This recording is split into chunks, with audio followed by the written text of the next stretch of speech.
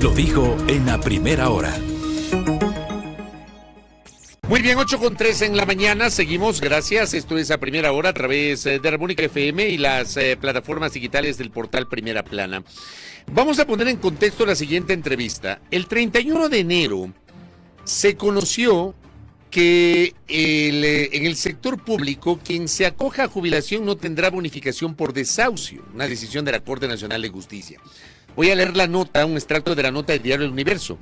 La mayoría del Pleno de la Corte Nacional de Justicia resolvió declarar improcedente el pago de la bonificación por desahucio en caso de que un servidor de la función pública presente su retiro voluntario para jubilarse. Esto aplica solo para el sector público y cuando el funcionario se acoja a la jubilación, no cuando renuncie voluntariamente por cualquier otra razón. Sobre el tema, la ministra de Trabajo, Ivonne Núñez, la semana anterior, criticó a la Corte Nacional, considerando que afecta esta decisión a los trabajadores del sector privado. Igualmente cito la nota de Diario del Universo. La Corte Nacional de Justicia publicó el 13 de febrero la resolución con la cual determinó que no procede el pago por bonificación por desahucio cuando el trabajador haya decidido terminar su relación laboral por separación o retiro voluntario. Aunque la jueza de la Sala Laboral de la Corte en Matapia ha indicado que el sector privado no tiene esa figura, por lo que solo se aplica al sector público, la ministra de Trabajo, Ivonne Núñez, dijo a Diario El Universo que la Corte se equivocó y hace muy mal en su decisión, y señaló que afecta tanto a trabajadores privados cuanto a trabajadores del sector público que están bajo el régimen del Código del Trabajo.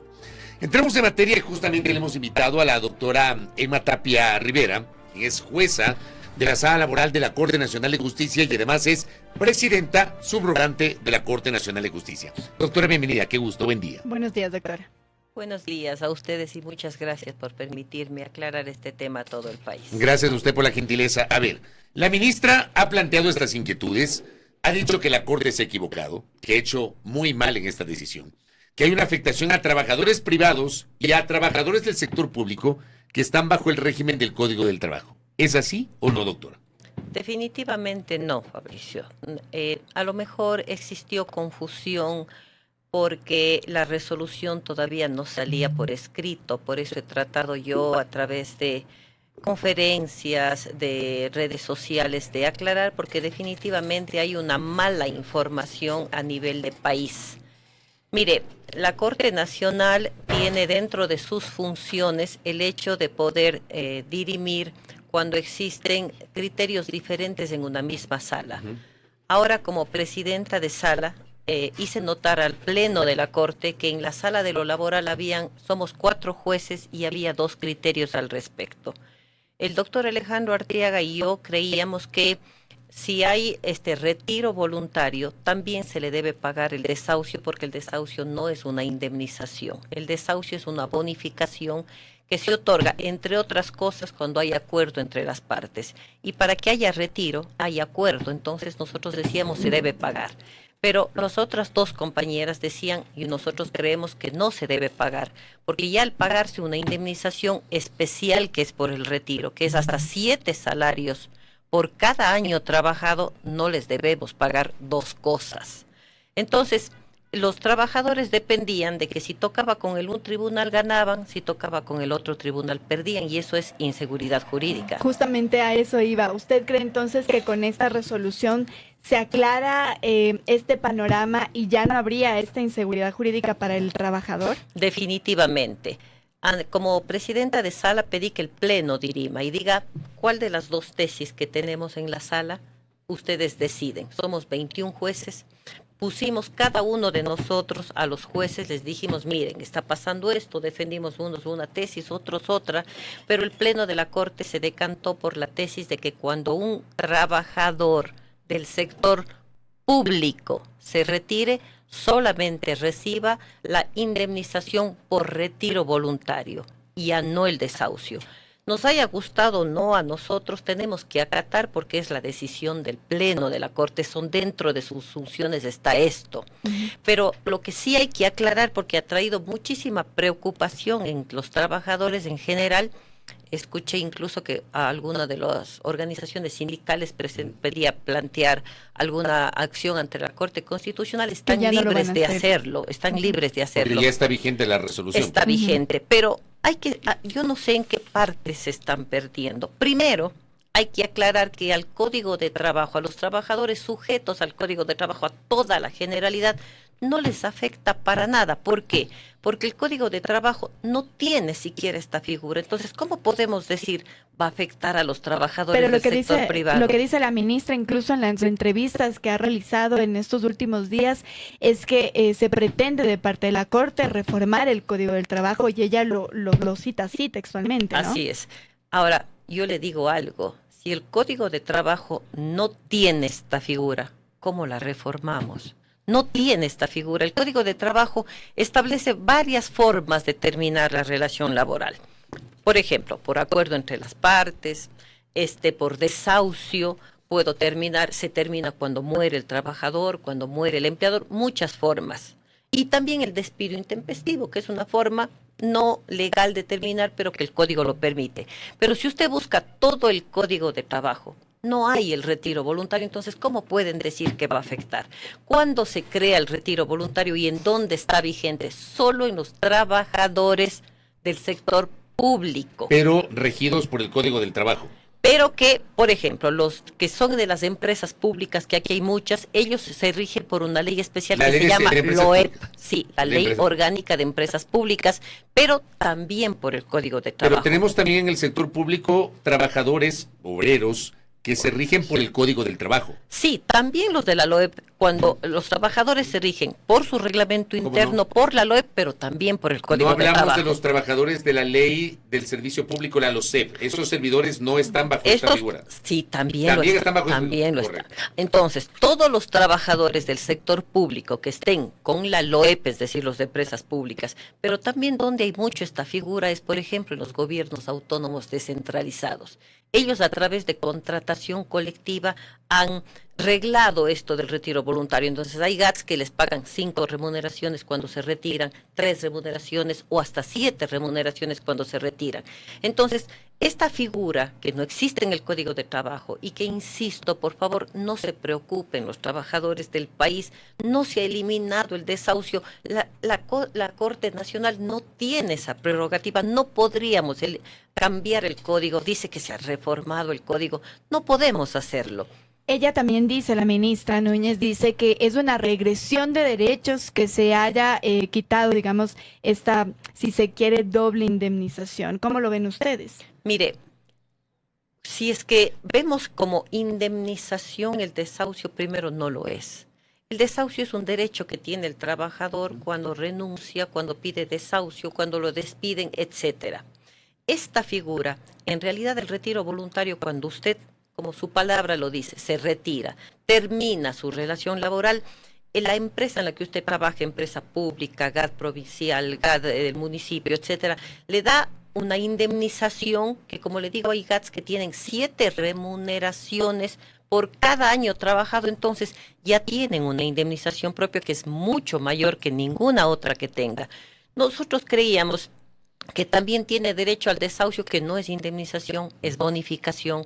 Lo que la Corte ha dicho es, oiga, si usted optó por esta figura, ya no tiene derecho al desahucio, pero no es que se les está quitando, no hay regresión de derechos, pero en todo caso, siempre hay la Corte Constitucional para poder acudir, y si creyesen que hay una regresión de derechos, pueden acudir ante la Corte Constitucional. O sea, ¿usted cree que hay una mala interpretación de la ministra sobre la naturaleza de la resolución? Totalmente. La ministra realmente está causando mucha preocupación a los trabajadores al decirles, se reformó el código, que no es cierto.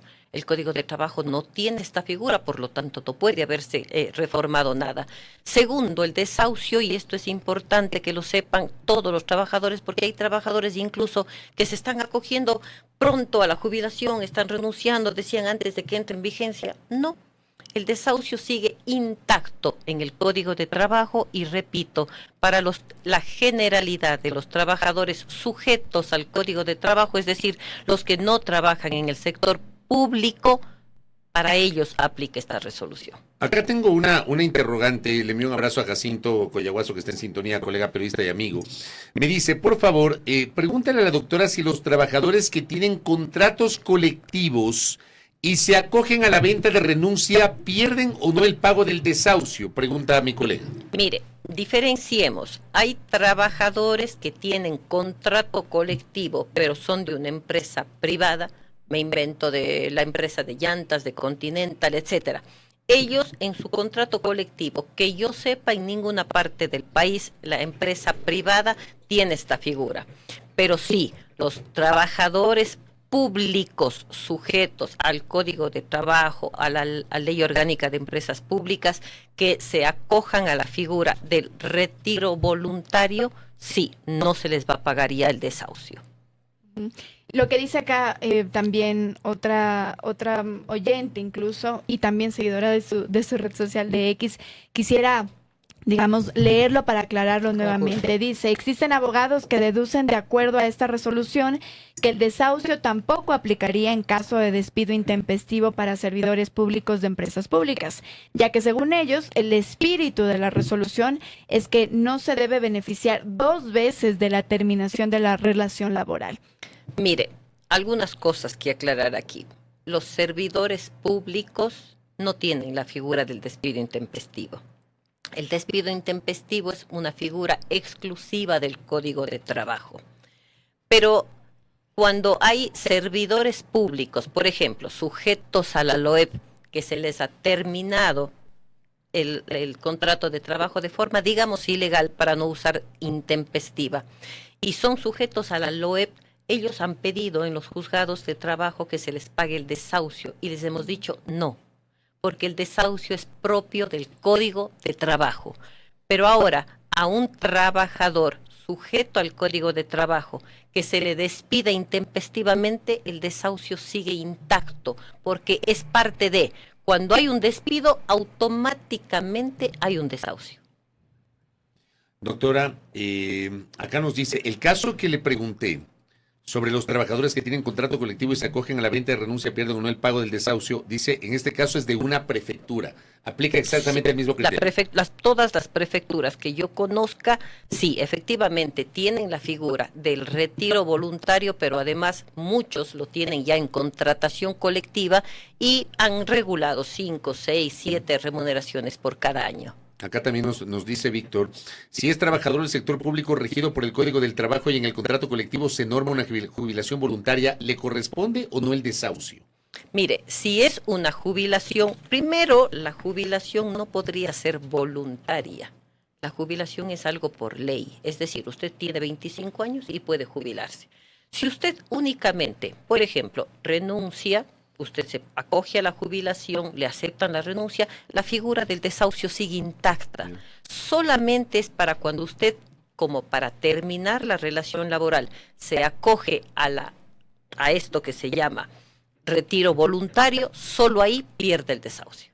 Solo en esto, cuando usted se acoja para terminar a la relación laboral, me acojo al retiro voluntario, pierde el desahucio. ¿Tiene usted ahí la resolución, sí, doctora? ¿Podríamos tal vez leerla, digamos, en su parte? Textualmente, en la parte pertinente, artículo 1 dice, el trabajador, entonces vamos con esto primero, trabajador, sujeto al Código de Trabajo, que haya decidido terminar su relación laboral por separación o retiro voluntario, no podrá acogerse a la bonificación por desahucio contemplada en el inciso segundo del artículo 184 del Código de Trabajo, pues se estaría beneficiando 2 veces por la terminación de la relación laboral. Entonces, solamente cuando se acojan a la separación o retiro voluntario, un trabajador del sector público pierde el derecho al desahucio. Acá Vladimir Andosilla también escribe y dice, en el sector público hay trabajadores que están sujetos al Código del Trabajo, por ejemplo, trabajadores del Ministerio de Salud o Educación. Sí. ¿A ellos se aplica esto que está señalando usted? También, sí.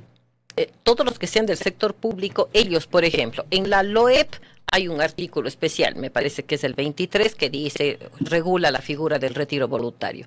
A los trabajadores del Ministerio de Salud, etcétera, ellos generalmente están regulados por contratación colectiva y sí les aplicaría. ¿Es posible que la Corte emita algún tipo de aclaración sobre la aplicación de esta resolución, tomando en cuenta que hasta la propia ministra del Trabajo tiene estas dudas, doctora? Bueno, mire, Fabricio, yo vi y noté que para mis compañeros también fue un poquito, no diría difícil, pero sí explicarles todas las figuras que implicaba esto. Y por ello, yo como presidenta de sala y como quien llevó al Pleno para que se dirima esta circunstancia, pedí una reconsideración de la resolución. Pero 9 votos dijeron que sí y 12 dijeron que no. Por lo tanto, la resolución está en firme, no hay nada más que podamos hacer. Pero si usted se fija, Fabricio y amiga Andrea, el artículo es claro, ¿no? Dice que quien se acoja a la a la separación o retiro voluntario es quien pierde la bonificación de desahucio. Entonces, preguntémonos, es fácil. ¿Quién puede acogerse al retiro voluntario? Solo los trabajadores del sector público, nadie más. Entonces, no hay por qué confundirse. Para un abogado que sea laboralista, le queda muy claro que en el Código de Trabajo no existe el retiro voluntario, por lo tanto, no les afecta a ningún trabajador que no esté sujeto a esta separación o retiro voluntario. Correcto, doctora. Quiero aprovechar su presencia y dejar de lado esta explicación que era, digamos, el eje de esta entrevista para hablar de un par de temas adicionales. El primero, el Consejo de Participación Ciudadana y Control Social decidió devolver a la Corte Nacional de Justicia la terna de candidatos de la Corte para integrar el Consejo de la Judicatura. El delegado de la Corte o la delegada de la Corte será, porque eso dice la norma constitucional, automáticamente quien presida la Judicatura. Yo no sé si la Corte, a través del doctor José Swing, ya completó, subsanó aquellas observaciones generadas por el Consejo de Participación Ciudadana. ¿Usted cómo le ve, doctor? Mire, Fabricio, gracias por la pregunta. Lo primero que debemos dejar claro aquí es que esta es una responsabilidad exclusiva del señor presidente de la Corte. No fue una terna de consenso como se quiso hacer ver, como que todos pusimos candidatos, todos estuvimos de acuerdo, no. El señor presidente al Pleno de la Corte nos presentó las 3 personas que él tenía ya como candidatos y nosotros lo que hicimos es decir, señor presidente, lo dije yo textualmente, señor presidente, esas son sus atribuciones. Usted es quien se responsabiliza ante el país por la terna que está presentando. O sea, no fue una terna avalada por el Pleno de la Corte. Absolutamente no. Fue el presidente, en un acto de caballerosidad, diría yo, nos presentó, antes de que se entere la prensa, 30 segundos antes en realidad, porque todavía no terminábamos el Pleno y ya la prensa sabía, nos presentó, estos son, repartió los perfiles para conocimiento de ustedes y punto. Ahora, ¿qué procede ahora, entonces? Efectivamente, el señor presidente había enviado solamente los currículums vitae de cada uno. Y el Consejo de Participación lo que dijo es de que tiene que dar con toda la documentación que se soporta cada uno de estos currículums.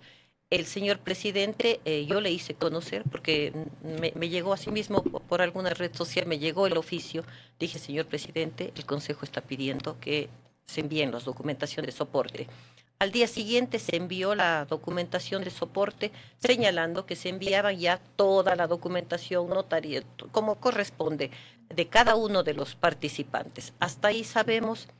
Hace la semana anterior escuché a uno de los consejeros que decía que teníamos que haber ratificado a esa terna. ¿El Pleno? El Pleno. Uno de los consejeros del Consejo de Participación dijo que en el oficio tenía el presidente que haber dicho, envío la documentación de base de cada uno, pero ratifico esa terna. Pero eso no dice la Constitución. La Constitución dice que quien remite la terna es el presidente de la Corte Nacional de Justicia. No dice que el Pleno tiene que avalar esa terna. No, es constitucionalmente. O sea, yo no puedo entender cómo siguen con esa discusión que ya la tuvieron en su momento, doctora, con ternas anteriores a la Judicatura. Ternas anteriores. ¿En serio? No entiendo. Sí, no, para mí la Constitución no hay ni dónde equivocarse, como la resolución está clara. La Constitución dice que el presidente de la Corte, mire, Dice, por ejemplo, la Asamblea enviará terna. Ahí sí dice la Asamblea. Pero aquí dice el presidente de la Corte. Y es la atribución de él, es el presidente quien envió la terna y es él quien se responsabiliza ante el país de los 3 nombres que ha dado. Es decir, que ahora mismo esa terna, la que conocíamos todos, sigue en las manos del Consejo de Participación. Sí, y ya con toda la documentación. Sí, no se nos ha pedido nada. Esperemos esta semana a ver qué es lo que pasa. Pero no habría razón para que el Consejo la devuelva otra vez, ¿no? Yo no veo razón.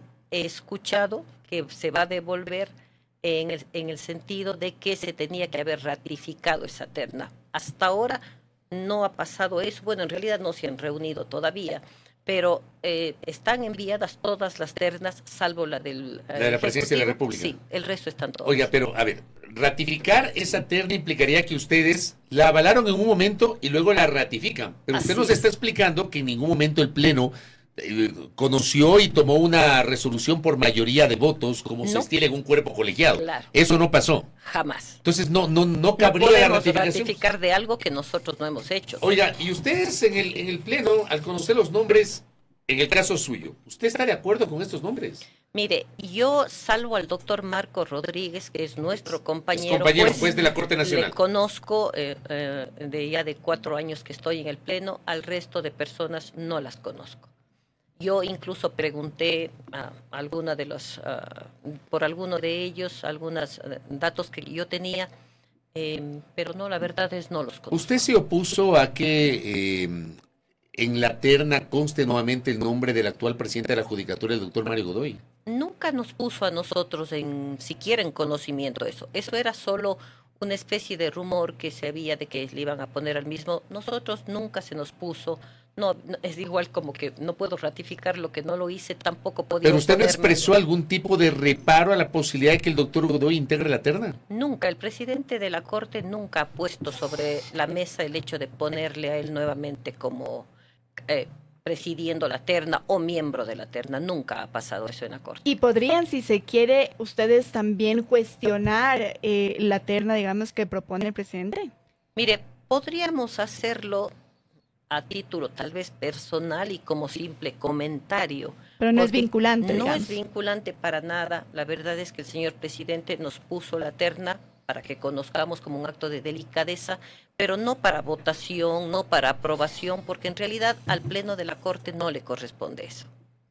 Doctora, y lo último, ¿qué pasó con el caso Confortable o Confortable, como le llamaron, que provocó un allanamiento a su despacho, a su domicilio, igual de otra jueza, y una serie de cuestiones que en su momento se generaron y se conocieron a partir de un impulso que tomó como referencia la Fiscalía General del Estado? Han pasado varios meses. ¿En qué proceso, en qué estado se encuentra ese caso? Bueno, el caso no ha sido cerrado, Fabricio. Todo el tiempo se está haciendo alguna actividad, reconocimientos de letra, documentación que se ha pedido, han ido a declarar algunos testigos, muchos de estos testigos ahora están pidiendo habeas corpus, son aquellos que se están de colaboradores eficaces en otros casos, han ido a declarar también en el caso que nos ocupa a mi compañera y a mí. Ahora veo que están pidiendo varios habeas corpus, no sé esa colaboración eficaz en qué terminó, pero en la Fiscalía todo el tiempo, o a veces a petición mía, o a veces a petición de la doctora Muñoz, estamos todavía pidiendo diligencias, sigue abierto, sigue investigándose.